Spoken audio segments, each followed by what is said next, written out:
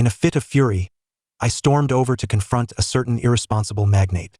Why do you refuse to take responsibility for me and my child? I demanded. The aloof alpha magnate appeared taken aback, and after a prolonged moment of astonishment, he finally responded, if you stay here, I shall take responsibility. Just as I reveled in the thought of manipulating this seemingly docile magnate into providing me with meals and shelter under the guise of my child, my dear friend arrived to check on me. My poor darling. So you have failed to escape and have been captured by that obsessive madman? I was left utterly bewildered. 1. I am an inferior omega residing in the slums. A fortnight ago, I unexpectedly lost my memory and have since been earning a meager living as a bouncer in an underground boxing ring. After several days of dizziness and retching bile, I sought medical attention, painfully spending a considerable sum. A few days later, I received a call from the hospital requesting my presence. The doctor pushed a report across the table towards me. The results are in. Congratulations, you are pregnant. I was taken aback. Though I am aware of my status as a marked omega, I have always preferred solitude, accustomed to a life of independence. I had no interest in the alpha who marked me and certainly did not anticipate that I would be carrying an unexpected child prior to my amnesia. The doctor adjusted his glasses and, as a matter of routine, inquired, have you engaged in any vigorous activities over the past 2 months? Feeling somewhat guilty, I responded, I've participated in 7 or 8 boxing matches. Does that count? The doctor, taken aback, exclaimed, what? Realizing the gravity of the situation, he adopted a serious demeanor. Where is your alpha? Allowing his pregnant omega to fight? Is the Omega Protection Act merely a formality? Regardless, the doctor prescribed an extensive array of prenatal medications. As I watched my bank balance dwindle, I mentally berated the irresponsible alpha 100 times. Upon exiting the hospital, I retrieved a gilded business card from my shirt pocket, inspecting it in the light. The front bore the illustrious name of Bo Siyuan, a prominent figure in the capital, while the back displayed a neatly written phone number, ending with a delicate flourish spelling love. The card emanated a faint scent of alpha pheromones, capable of alleviating my discomfort during pregnancy. This was the sole memento I clutched tightly before my memory loss and, quite possibly, the father of my unborn child. Bo Siyuan's reputation was well known, even in the slums, where tales of his cold demeanor and ascetic lifestyle circulated, devoid of any scandal. Yet, gazing at the ultrasound image of the child and my meager savings, I hesitated for a long moment before finally dialing his number. 2. The call was swiftly answered, but the voice on the other end remained silent. Just as I began to suspect it was an accidental connection, I heard the sound of restrained breathing. Nervously, I inquired, is this Mr. Bo Siyuan? The voice was hoarse yet unexpectedly melodious. It is. There is something I wish to discuss with you. Fearing he might assume I was a scammer and hang up, I quickly added, I'm pregnant, and it might be yours. Do you have time to meet so we can talk? The silence on the other end deepened. After a lengthy pause, I heard the sound of a cigarette being extinguished. Where are you now? I glanced at the roadside and mentioned a well-known establishment. Bo Siyuan's voice remained as composed as before. Stay where you are. I will come to fetch you. The call ended with a beep. To my surprise, Bo Siyuan was remarkably accommodating. Initially, my intention in contacting him was merely to solicit some financial support for the child. It would be ideal if he could cover the expenses. I gently touched my unruly belly, pondering, if I were fortunate enough to have encountered such an honest man, could I perhaps make a few additional requests? Bo Siyuan arrived sooner than expected. Shortly, a Rolls-Royce halted before me. The window rolled down, revealing half of his aristocratic, aloof profile, his thin lips pressed together, exuding an air of cold detachment. He did not look at me but spoke into his earpiece. Yes, rescind the warrant. I have located the individual. Still occupied with work, I did not wish to awkwardly linger on the roadside, so I boarded the car myself. At that moment, I had confirmed that he was truly the other father of my child. For the moment he appeared, I sensed the pheromones radiating from him, perfect match to my own. 3. Perhaps due to the alpha beside me consciously releasing an abundance of calming pheromones, my discomfort lessened significantly. As for Bo Siyuan, upon my entering the car, he closed his eyes, entirely disinterested in conversing with me. Unable to contain myself any longer, I murmured a complaint. Why are you not taking responsibility for me and the baby? Bo Siyuan opened his eyes and regarded me. What? This topic incensed me. Although I was oblivious to our past interactions during my amnesia, I despised alphas who, after their pleasure, abandoned their responsibilities. This is still your child. You truly intend to neglect it? After a moment of hesitation, Bo Siyun questioned, "You're pregnant?" Wow, had he not heard me during the call? So, why was he here so promptly? When I thrust the pregnancy test results towards him, his expression turned bewildered, and it took him a moment to collect himself. "If you remain with me, I will take responsibility." His manner of speaking resembled that of a seasoned father, polished and genteel, which naturally put me at ease. Bo Siyun, "I can give birth to the child at your place, but before that, I must establish 3 terms. First, you must provide a daily supply of alpha pheromones. This is for your child. Second, I am not accustomed to living with others, so you must not bring any other omegas home until I leave. Third, you must guarantee my absolute freedom during and after the pregnancy. I will decide what I eat, what I do, and whether I stay or go after the child is born." The conditions I proposed were undoubtedly stringent. Bo Siyun crossed his legs, pondered for a moment, and quickly acquiesced. "Understood. Anything else? Was he truly this agreeable?" I stole a glance at him. "Not for now." Bo Siyun gestured for me to come closer. As I inched forward, he swiftly embraced me, drawing me into his arms. Before I could utter a word, he suddenly leaned down and bit the gland exposed on my nape. His crimson eyes ignited with a primal intensity, starkly contrasting with the refined gentleman I had just encountered. I was momentarily speechless. Bo Siyun. He did not bite deeply, releasing me shortly after. "Apologies, I lost control. The markings on you have faded, and I find that displeasing." Bo Siyun grasped my wrist. "There will not be a next time. For an omega already marked for life, a second marking is not painful. Rather, it enhances intimacy." It seemed merely a reasonable expression of alpha's needs. If I were to become upset over this, it would be unjust to take advantage of an honest alpha. I bit my lip, generously conceding, "It's all right. It was just a bite. I'm not that delicate." Setting aside this minor incident, Bo Siyun truly proved to be an exemplary alpha partner. He diligently came to my room daily to release soothing pheromones, educating himself on the care of pregnant omegas. He even took time off work to take me out for leisure, aiming to uplift my spirits. Though I had heard from the doctor of Bo Siyun's severe bipolar disorder, he consistently maintained his composure in my presence. Initially, I felt a pang of guilt over his kindness, but then I reminded myself that I was carrying his child. His concern was only to be expected. Moreover, he himself declared, "You carry my child, so you may desire anything you wish." While Bo Siyun was engrossed in his work within the study, I dashed to find him, only to discover that he was engaged in a remote meeting. Once he concluded the call, he effortlessly drew me onto his lap, executing the motion with a finesse that suggested he had performed it countless times before. "What troubles you?" he inquired. I naturally voiced my grievance. "Your child is causing a ruckus." Bo Siyun possessed an unusually gentle disposition, exuding pheromones that enveloped me. He tenderly caressed my abdomen and softly asked, "Does it still hurt?" I languidly hummed in his embrace. "Bo Siyun, why are you so kind to me? I feel like I'm becoming your little canary, increasingly dependent on you." The alpha's voice behind me was softer than his pheromones, capable of ensnaring anyone. "Then stay with me forever, will you?" Upon hearing his words, I fell into contemplative silence. The word forever felt far too extensive for me. I had never intended to claim Bo Siyun for a lifetime. I merely sought to indulge in the comforts of his home while carrying his child. In that moment, myriad thoughts flooded my mind.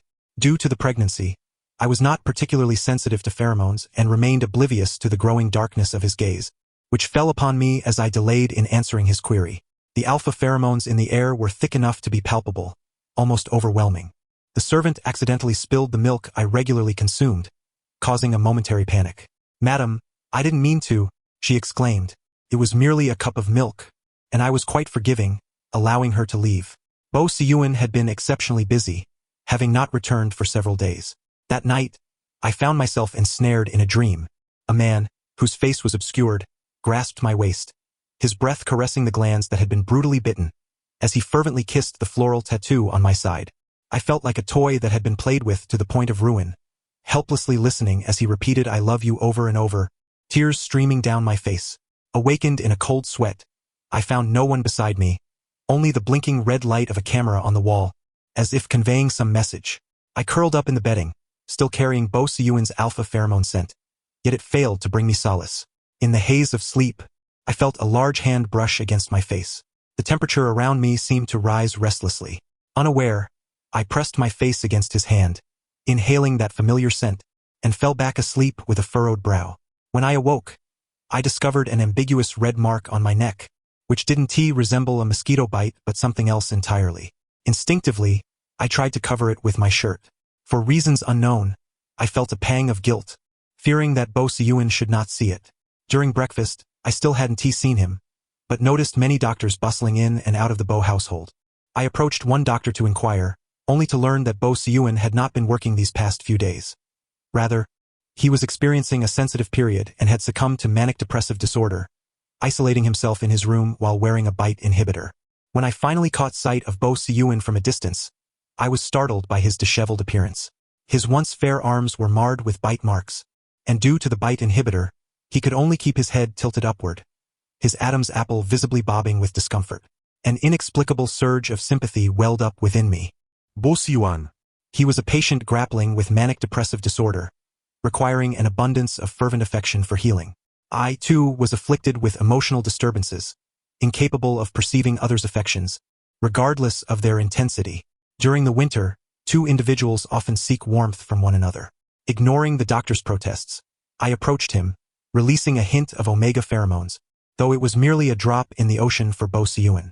He gritted his teeth, attempting to shoo me away. Do not linger here. It will harm you. As an alpha, Bo Siyuan's composure was not particularly steadfast.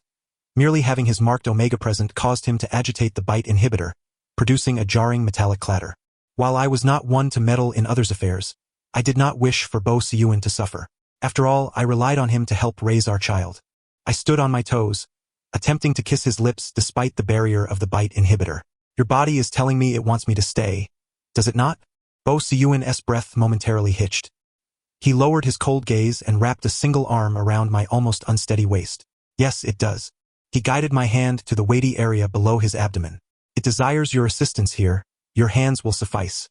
Bo Siyuan's size was beyond what my palm could grasp. He chuckled lightly and whispered in my ear, use both hands.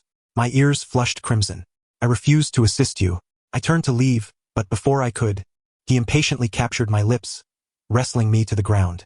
My body was firmly restrained beneath him, and I felt a surge of panic. Bo Siyuan, the child is still here. You cannot. In that moment, Bo Siyuan resembled a disillusioned madman, his gaze vacant. He sighed heavily, muttering, what a bother. He bit the nape of my neck, his calloused fingers resting naturally on my abdomen. His flat tone betrayed a profound weariness. Then let it perish. Bo Siyuan's voice was so muffled that I momentarily struggled to comprehend his words. I could only brace myself against his overpowering physique. Bo Siyuan, what did you say? He did not respond immediately, nor did he move. He merely breathed in the scent of my neck. After a long while, the crimson hue in his eyes gradually faded. It's nothing, he said, his tone laced with regret as he kissed away the tears I had shed in fear. I meant that with the child present. I will be cautious. Alphas can be truly wicked. A mere flicker of my sympathy could be exploited to leave me physically drained. Bo Siyuan's sensitive period had worn me down, and it took considerable coaxing to soothe me. Though he could pacify the larger issues, he was utterly powerless against the smaller ones. I sat on his sofa, issuing commands while cradling his child. Bo Siyuan. Your child wishes to have the tofu pudding from the south of the city, with onions and ginger, but no soy sauce. Your child craves the roast duck from the north, half a duck with less oil brushed on it. Your child wants to order male models. And bubble tea.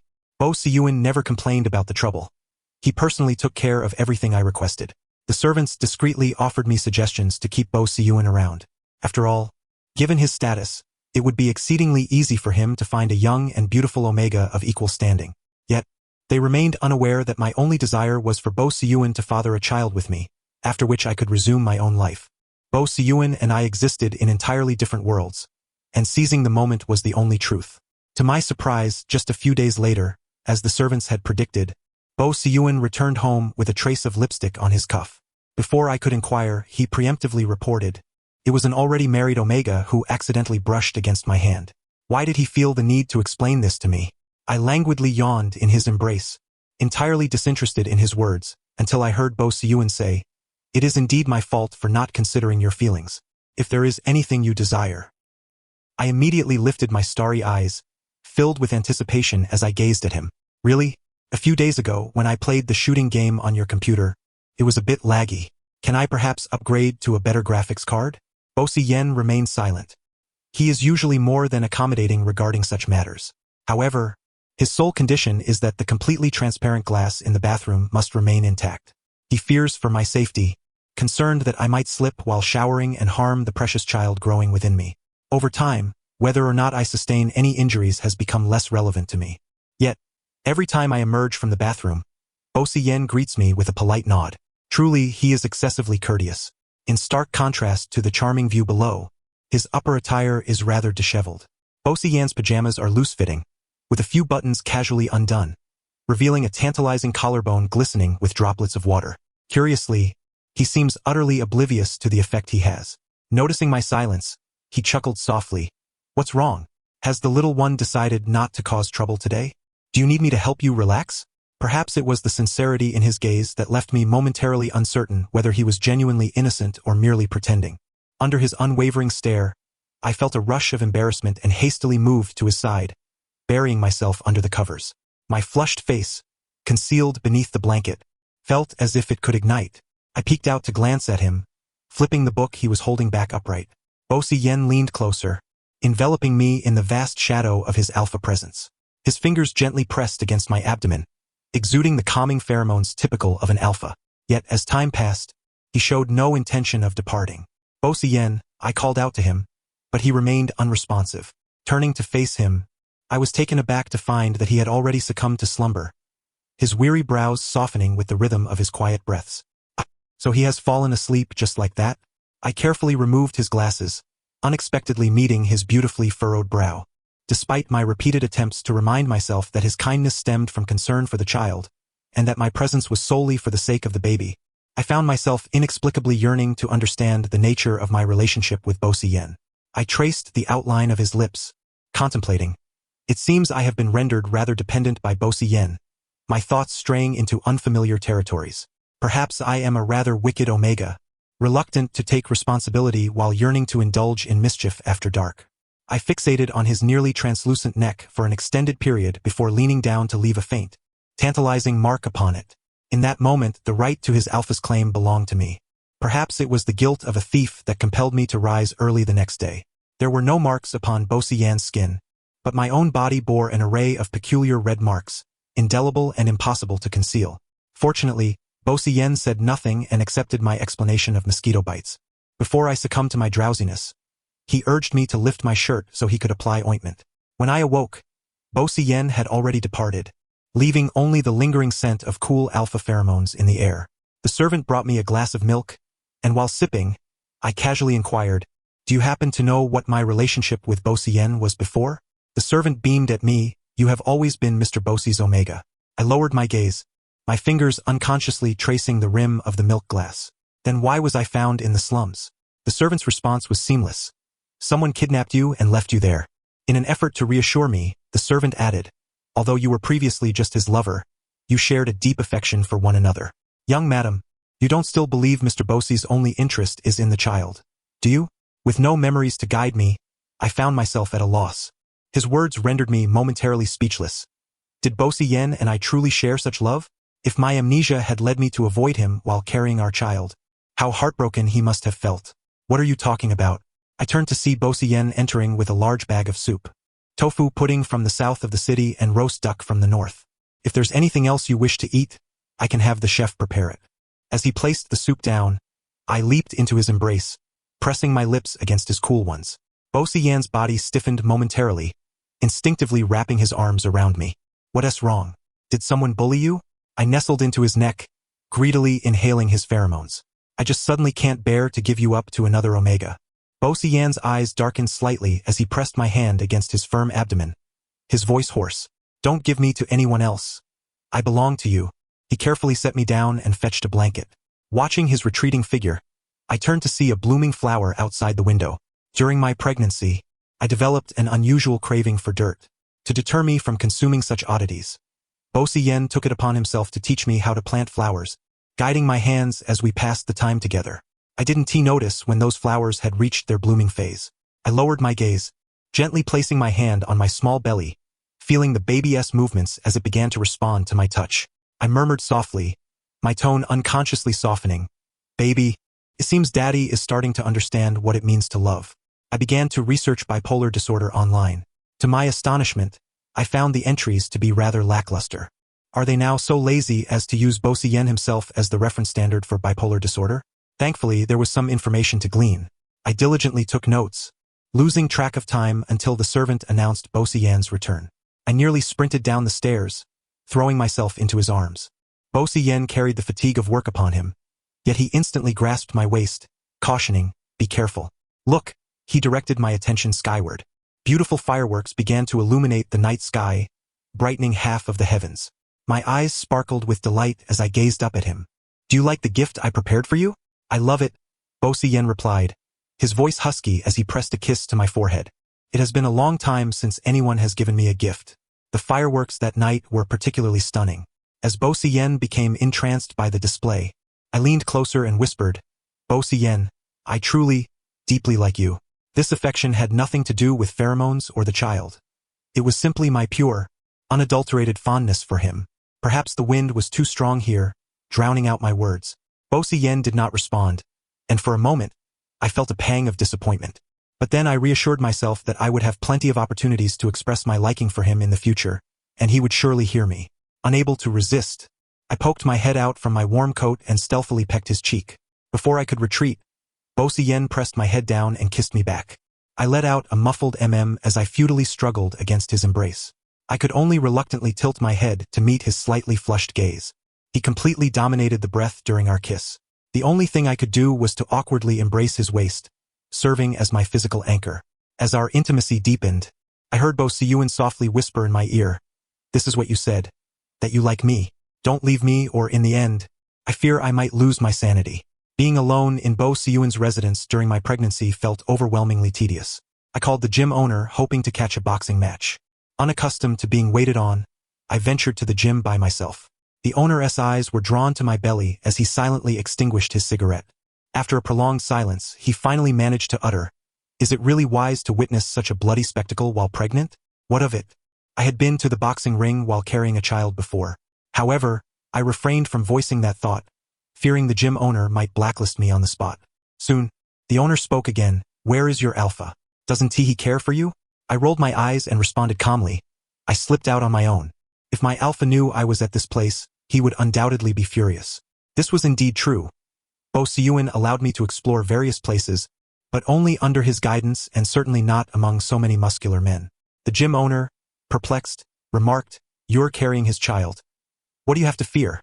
Perhaps it was the hormonal fluctuations of pregnancy, but I lowered my gaze. "But it seems he doesn't really care for this child." I could sense Bo Si Yen's apprehension as he listened to the doctor's advice. Whenever I recalled the Omega pregnancy notes, he appeared distracted. Yet, when it came to my needs, he would comply, only occasionally considering the child. I found it difficult to decipher his thoughts. I glanced at the ongoing match. After fiddling with the betting chips, it appeared I had wagered and lost yet again. Indeed, I was not cut out for making money. I seemed more suited to being a laborer or a sloth waiting for fortune to find me. Suddenly, the entrance became lively as the crowd parted to make way for someone. Someone excitedly exclaimed, "Mr. Bo." Instantly, he spotted Bo Si Yen entering. Clad in a fitted dark gray trench coat, the sharply tailored garment accentuated his alluring waist, and the velvet gloves he wore indicated he had just emerged from a command room. The insignia on his shoulder gleamed in the dim light of the late-night gym. His innate aura commanded attention, making it impossible not to notice him. He approached me, his eyes devoid of emotion. Everyone in the gym turned to glance, curious about who had dared to offend this formidable figure from the capital. Feeling guilty, I quickly stood on my tiptoes and kissed his lips. He remained still, even failing to offer his usual embrace. I sensed that he might be upset. I hurriedly pulled the awkward Bo Si Yen over to the gym owner. "Allow me to introduce you. This is my boyfriend." Bo Si Yen still did not speak. I tugged at his coat, attempting to explain, "I just came out to clear my mind, truly. I'm not lying." The more I spoke, the more anxious I became, and just as I was about to say more, Bo Si Yen's fingers gently brushed away my hand from my abdomen. He lowered his gaze, his fingers tenderly teasing my belly. "What's the rush? I believe everything you say." I noticed that his hand, hidden behind his back, seemed to grasp something silver. Curiosity piqued, I leaned in to see. What is that? Could it possibly be a ring? But with Bo Si Yen's intelligence, would he even consider such a notion? Seeing my head tilt in suspicion, Bo Si Yen finally moved, covering my eyes with his hand and tossing the silver object to a subordinate beside him. It's nothing. No need to look at something so flimsy. I'll get you a better one next time. Since that day, it seemed Bo Siyuan had been concealing something from me. He appeared to be preoccupied with some significant matter, leaving early and returning late. Perhaps it was merely my pregnancy-induced overthinking. However, I couldn't help but search through his desk while he was away. His home office was remarkably tidy, with hardly any documents scattered about. Just as I was preparing to leave empty-handed, I noticed a small safe at the edge of his desk. I recognized this safe from the day he visited the gym to place that silver object inside. Intrigued, I fiddled with the safe, attempting various key pieces of information, but none were correct. Neither his birthday, phone number, nor initials. What could it be? I recalled previously asking the maid about the date of my first encounter with Bo Siyuan. My fingers entered the code swiftly, and the safe clicked open. A smile crept onto my lips. I knew Bo Siyuan had underestimated my cleverness. My fingers hovered in midair as I caught sight of the pure silver chain inside the safe. In an instant, memories flooded back. This chain, crafted with utmost precision, was familiar to my very core. It had wound around my ankle countless times, binding me in a way that felt both exquisite and tormenting. I saw a side of Bo Siyuan that was entirely different from the one I knew. I recalled the passionate, consuming Bo Siyuan, the one who lost control, the one who would bite my gland in the darkness, whispering I love you even as I cried until I could no longer. He was relentless in his pursuit of my body, yet nurtured me back with the most precious remedies. Was this what love entailed? I recognized my ignorance regarding love, and I had no authority to define it. But if this was indeed love, why did he continue to deceive me, time and again? In a daze, the silver chain slipped from my grasp, clattering to the floor. I heard footsteps approach from behind. Turning to face Bo Siyuan, I caught a fleeting glimpse of the panic that disrupted his usually composed demeanor. Biting my lip to shield my slightly rounded belly, I declared, Bo Siyuan, let me go. He remained silent, merely gazing at me. The atmosphere crackled with tension, yet perhaps due to his reluctant demeanor, I didn't feel the overwhelming force I had anticipated. Clenching my fists, I summoned my courage. Bo Siyuan, even if you bind me and forcibly claim me and our child, I still will not love you. Never. Having uttered those words, a chill of sweat broke out on my skin. I was certain Bo Siyuan would either bind me or confine me to a room filled with surveillance cameras, a nightmare that had once threatened to engulf me. Yet, to my astonishment, Bo Siyuan merely stepped aside and said, you may leave. He simply let me go. Without a backward glance, I exited. As I passed him, I caught a whiff of the bitter scent of medicine on him. Was he unwell? I must have been quite foolish, for despite my own wounds, I couldn't help but think of him. I could only console myself with the thought that he spoke those words for the sake of our child. I heard him murmur, I only wish for your well-being. My footsteps did not falter, and with a resounding bang, I closed the door to the Bo household behind me. I did not return to the slums, nor did I have anywhere else to go. I could only seek refuge at the home of a good friend I had known previously to carry my pregnancy. When I was born, no one cared for me, and thus I never understood what love truly was. Later, I succumbed to emotional deficiency and became entangled with the cold-hearted Bo Siyuan, further alienating myself from the essence of love. Initially, I had hoped that, with two fathers doting on my child after birth, he would be spared from treading the same path I once did. However, that notion has now transformed into an unattainable aspiration, especially following my fallout with Bo Siyuan. My dear friend tenderly combed through my disheveled hair. Oh, my poor darling, so you've attempted to escape but were captured by that obsessive madman? I buried myself beneath the covers, nodding helplessly. For many days that followed, I deliberately avoided any discussions related to Bo Siyuan. Yet, in truth, the news bore no mention of him either. On the third day, I finally dialed Bo Siyuan's number. To my astonishment, it was his physician who answered. I was bewildered, only able to hear the doctor say, you must understand that for a patient like Mr. Bo, who suffers from severe bipolar disorder, navigating aggressive treatment while fearing to harm his beloved is a profound challenge, especially when trying to guide a partner who has experienced emotional deficiency since childhood. The doctor's tone was gentle. Young madam, during your last prenatal checkup, your emotional deficiency was already resolved. All the feelings you currently possess are your own, and you are entirely capable of making your own choices. It dawned on me that I was not abandoned by the world. There was someone who, despite his own struggles, endeavored to teach me how to love. In that moment, I felt like a heartless wooden figure, consumed by fear. Yet now, this barren desert was blossoming into flesh and blood, unfurling a flower. No longer was it just fear. Now there were myriad other emotions. I felt a profound sense of helplessness, my heart aching so intensely that I wished I had never known the pain of love. Perhaps it would be better to remain a foolish canary in captivity. 3 days later, I encountered Bo Siyuan once more. He did not notice me, merely signing yet another treatment form with a numbed expression. I rushed over and snatched his pen away. As Bo Siyuan stared at me in astonishment, I caught sight of the numerous needle marks adorning his arm. Despite countless recommendations for conservative treatment from his doctors, he had disregarded them all. He claimed he was eager to present his best self to the love that belonged to him. Bo Siyuan, you madman, I exclaimed, tears spilling forth. How could anyone be so cruel as to deliberately cause me such heartache? In a moment of panic, Bo Siyuan reached out to wipe my tears. Don't cry. I am an alpha, unafraid of pain, not in the slightest. He enveloped me in his embrace, releasing comforting pheromones while speaking without restraint. I know, even if you do not love me, I wish to love you with all that I have. I have been mad once. This time, I do not wish to hurt you. Before he could finish his thought, I fiercely bit his lip, sinking my teeth in deeply, wishing to silence this wicked alpha for a lifetime. I may not be adept at sweet nothings, but I wanted Bo Siyuan to know that he was cherished, that he would be loved with fervent passion by many. When the kiss finally broke, I gasped for breath and declared defiantly, you are mine. I won't leave you to be claimed by another Omega. This was also a lesson Bo Siyuan had imparted to me.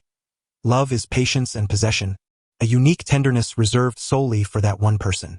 Suddenly, someone burst in, panting as they reported to Bo Siyuan. Mr. Bo, something's wrong. Young madam has gone missing. I lifted my head, managing to utter a single syllable. What? Bo Siyuan had already intertwined his fingers with mine, kissing me once more. You could never escape from my grasp.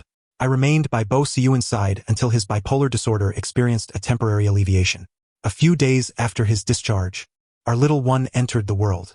According to the assessment, he would grow up to be a male Omega strikingly resembling me. He would encounter an alpha who would love him for a lifetime, far happier than I could ever be. But as I glanced at his seemingly aloof yet unreliable alpha father, who had crashed into walls more than once, I mused that perhaps life wouldn't be so pleasant for that alpha after all. After feeding our little one, I noticed Bo Siyuan had been standing there for quite some time. An emotionally vulnerable alpha could surprisingly maintain the facade of a gentleman. Once the servant took the baby away, he stiffly lay down beside me. I inhaled deeply and poked him. Bo Siyuan remained utterly still. No response. Surely, he hadn't become impotent while treating his bipolar disorder? His voice was low and hoarse as he reassured me. If you are afraid, I shall not move. I grew furious, pinning Bo Siyuan beneath me and lifting my shirt. Bo Siyuan, can't you see? I'm trying to seduce you. The realization hit Bo Siyuan, causing him to momentarily lose his breath. In the late hours of the night, I blushed as I attempted to kick this insatiable alpha out of bed, only to find that some invisible adhesive kept him stuck to me. Ugh! Bo Siyuan, you big jerk! I lamented. I should never have teased him. Once I did, he would only take advantage. Absolutely, positively no next time. The end. Thank you for listening. I look forward to our next story.